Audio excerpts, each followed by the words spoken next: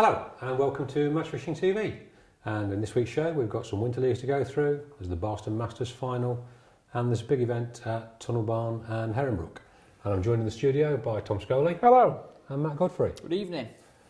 Okay, it's always a busy time of year, and let's kick off with the latest round of the Preston Innovations pole fishing pairs. Yeah, this was a great match, looking at the weights. Really, really close. And it was no surprise that it was, really, because Aston Park Fishery near Sheffield, somewhere me and you know quite well, isn't it, Matt? Certainly is. It's full of hide, a lot of hide in there, a lot of roach, a lot of skimmers. So Busy fishing. Yeah, perfectly suited to this event, really. Not so many pairs actually booked on this one. It was quite a low turnout, really, by comparison with the earlier rounds, wasn't it? Yeah. Surprising. Yeah, 11 pairs on it in the end. Good for them that are qualified. I was going to say, on the plus side, it gave them a great chance, the top 3 pairs qualify, so it gave them, people who did enter, a great chance of making it through. Yeah. I did notice you two still not through. We didn't go to We this didn't go one. on this Oh, one. all right. Yeah. We probably wouldn't have got through if we would have gone though. I quite fancied going, but somebody had a romantic weekend booked in, didn't he? I saw that on Facebook. With a girl. Yeah. Can't believe it. Very, Anyway, very nice looking girl as well, I must say. think I so. won't go that far, Rob. Somebody don't watch this. Well, she does. Mum does as well. Okay, so big weights, small weights? No, it was sort of 40 odd pound was a good weight on the day. And the winning pair, Kerry Kirkwood and Lee Bennett, actually they had 82.15 between them to make it through. No surprise to see them two qualify though. Two great anglers from Manchester. They fish places like Partridge and Blundell's a lot, so they're very clued up on the hide fishing in particular. They do a lot of that sort of thing. Second place was a couple of local lads actually, Matt Batham and Joe Cottrell. They had 76 pounds, so just £6.5 behind really. And the final qualifying place, another local pair, Leon Hardwick and Joe France, who had £73.4. But the striking thing was, to me, the individual weights, how close they were. Kerry actually won it with 45.5, Matt Batham second with 44.10, and Leon third with 43.6. So when you consider that you needed sort of 80 or high £70 to qualify, it was proper tight fishing, wasn't it? I remember when commercial fisheries first started putting hide in, it was always said these will be great for winter sport, and so it's turned out, hasn't it? Oh, yeah. Great idea, putting them in. You get worse. So well done guys, through to the big final. And talking of finals, Boston Masters final. This was a nice one this weekend, Rog. For those that don't know, the format of this event is there's one qualifier every month, and you need to win your section to get into the final. And then obviously the final was held this weekend at Boston, and the winner was Gary Picton from Swindon. He had £78 from peg 59. Second, Charlie Simpson. He had 56.6 from peg 56, so close by. And third place was also that end of the lake again, peg 55. Andy Fullylove, who had 47.7. But the winner, Gary, had an interesting tactic. I've seen some other lads catch on this there before. He fished a tea bag and a bomb, so not a Tetley's or a PG tips. but a little PVA bag with pellets in. And he just fished 25 yards, didn't do any of this long range stuff that you often hear working at Boston. And he's caught 20 F1s, and they're massive in Boston now. You don't catch one less than sort of £2. Yeah. And a carp, and he's ended up with that £70, 8 ounces. Good performance. So, nice tight performance at 25 metres. You can just dropping it down the same. I'll give it really tight. And the thing is with that match as well, the payout's fantastic and interestingly. It's a lovely idea. Yeah. Lovely big trophy with a carp on as well. I saw Gary's picture on Facebook. But he pays out, the amount of money that the winner gets is whatever year it is. So this year he obviously picked up 2,016 quid. Excellent. 100 quid for each section winner. So it's something, I've never fished any qualifiers, but I'd quite like to have a crack at it if we get time. It's brilliant, one a month right through the year. Yeah. The thing that struck me looking at the result from that match is just how dominant that area in the sort of high 50s was. It's a bit deeper there, it's probably moving into the deepest part of the lake there, isn't it? But Gary was on peg 59, peg 56 was second, and peg 55 was third. So that sort of deep area, tucked away in that corner, really sort of dominated. It's been the place to be. Yeah. So, well done, Gary. Now an event close to my heart, because I used to fish them all the while. East Midlands Winter League had their 4th round on Kingsdyke and Cockbank. That was a good one. Yeah, it looked a really good match. And one lad who has been doing very well this year, everywhere really, is Colin Oakham. I noticed he won this as well. Oakman. Is not, that him? yeah, it's Oakman. Oakham. Oakham. That's a place near there, isn't it? That's It one is, getting the place near confused. where I live, that is. Right. But he won this with £16 8 ounce, caught over ground bait at 3 metres and at 9 metres. And Danny Grimsey was second with £16 2 ounce.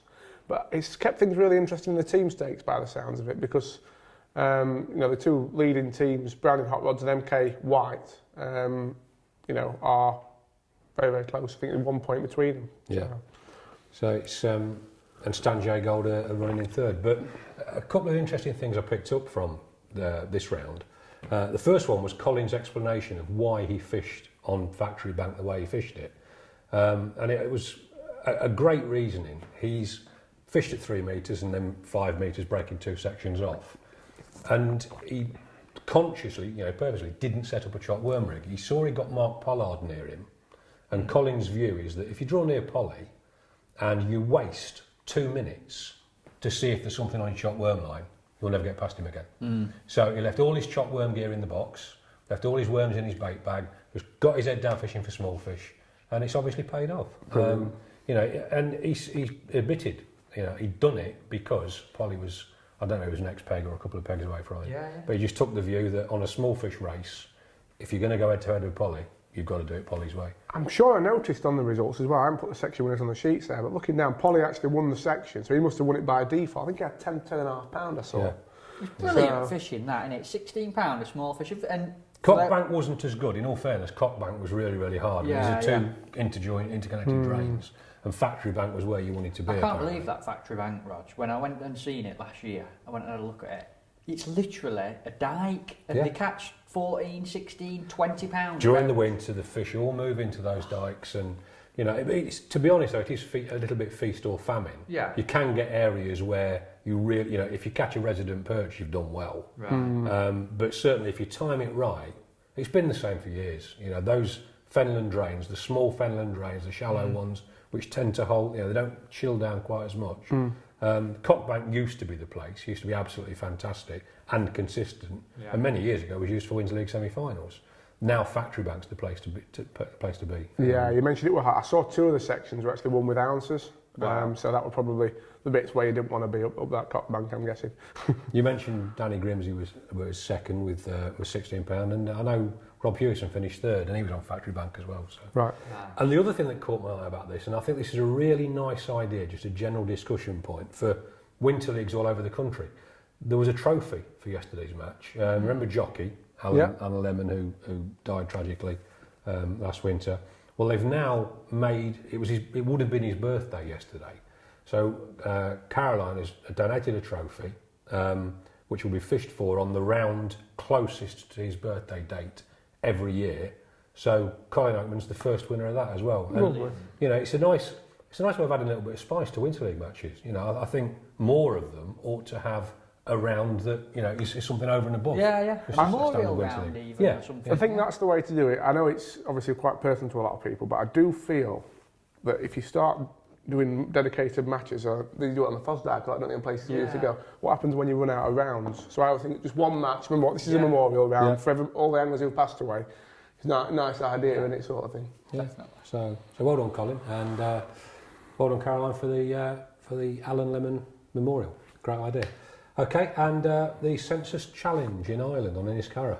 This were an interesting one, Rog, because Enniscarra, obviously, it's been used next year for the under 25s, under 18s and under 15s World Championship. And this was sort of a bit of a tester and a chance to have an international style competition on there. So it were international rules, no feeder fishing.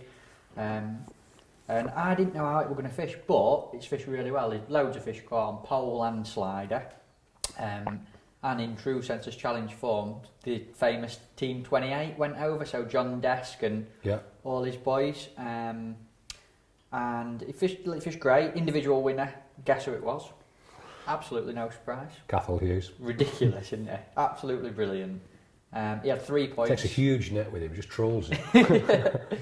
I noticed he had 2 very contrasting nets of fish though. I think the first day he caught lots of roach, he had a big weight of small fish, and the second day He caught on slider and caught a few skimmers and stuff, but very different nets of fish. A load of fish first day, not so many but bigger ones. On the second day he had 3 points and he won. There was someone else had 3 points as well, I can't remember who it was, but Caffel obviously had the highest points on weight. And then on the team front, Census Dennett, which is Caffel's team, consisting of Caffel Hughes, Phil Jackson, Rory Dunn and Shane Dunn, won. Census Black was second, and Brennan Team England under 25s was third, so they've been over in a little cheeky practice. They've had 2 practices now. Yeah, They're taking it very seriously next year, aren't they? They Definitely are. You can't blame them though, it's a fantastic venue, isn't it? Yeah, absolutely. Yeah. And what better way to get experience, so well done. Okay, so we're going to take a quick break and we'll be back to you in a few minutes.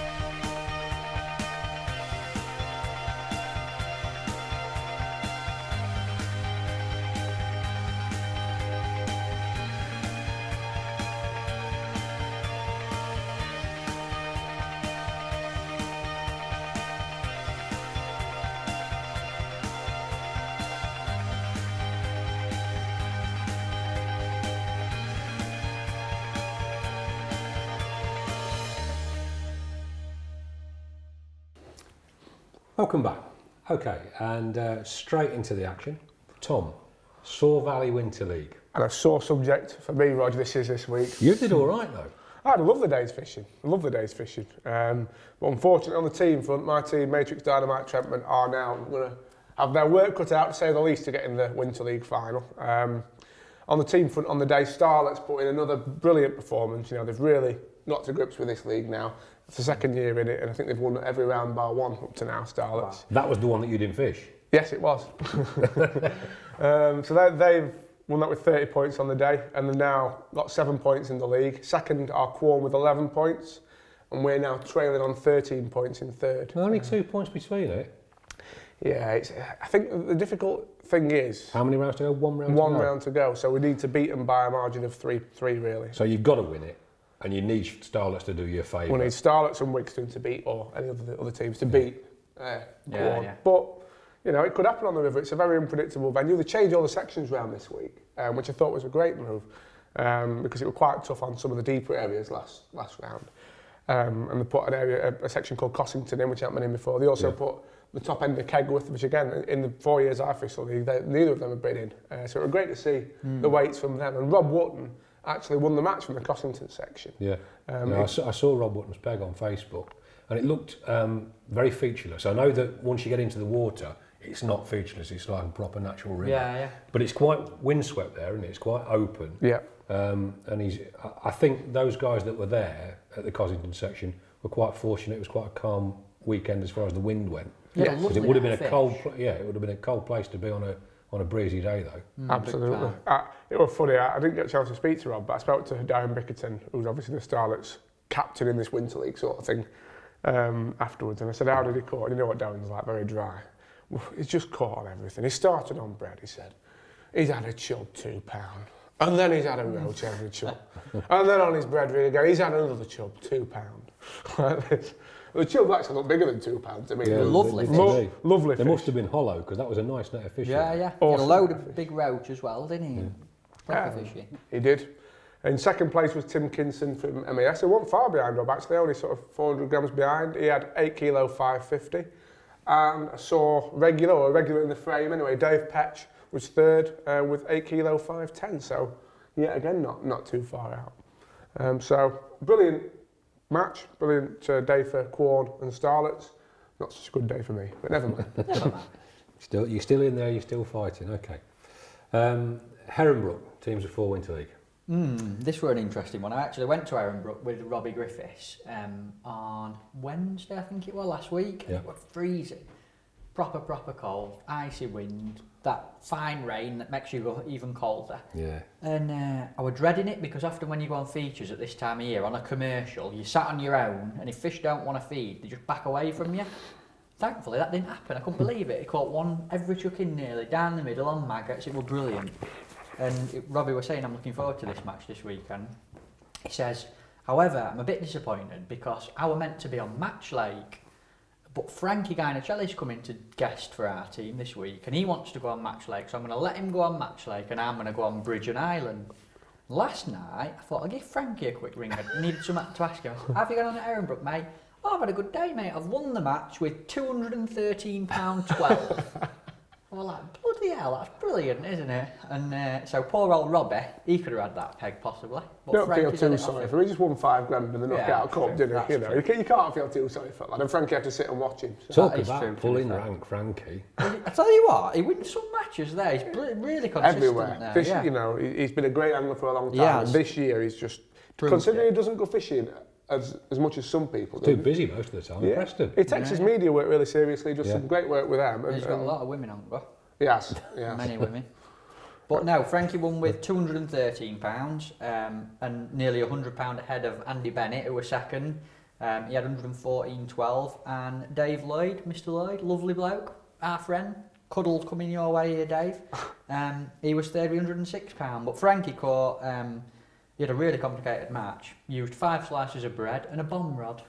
And that I was saw it. he had some big carp as well. He had one £17. Massive, some big old fish. It used to be an old specimen lake, the Match Lake. Okay. So it has got some. It was a lovely looking fish, Yeah. the big one I saw him with. Massive old fish, really nice. I had a look down the results, Matt. That match, Herrenbrook this time of year, for some reason, is just phenomenal, the fishing. You know, I know the first couple, I think the top 10 all had over £100. I don't think it was quite the case on this one, but you know, everywhere there's £70 and £80 not winning money. Yeah. Fantastic fishing. Okay. How did they stand on the team front then? On the day, Tricast Guru won with 5 points, proper score.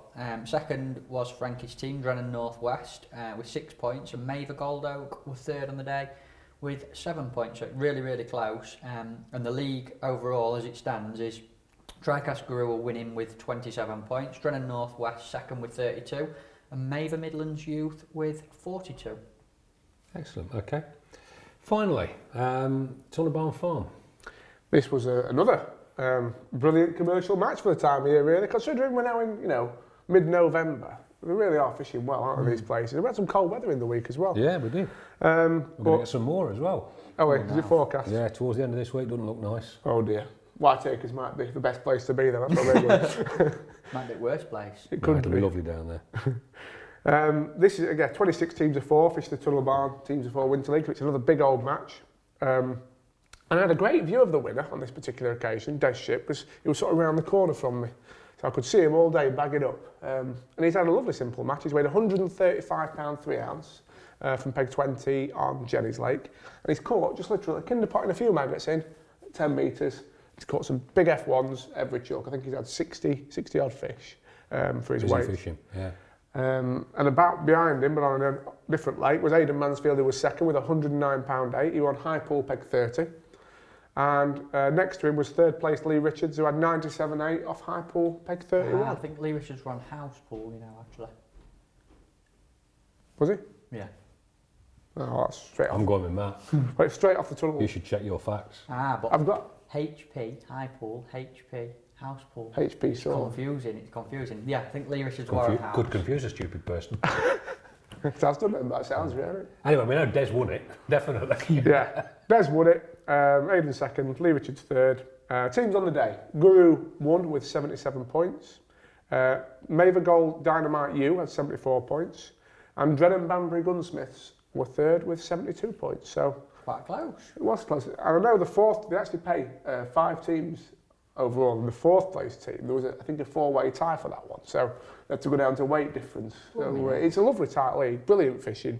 And everyone gets a few bites. You can't really ask for any more. So well done to Guru and well done to Des Ship. Worth making the journey.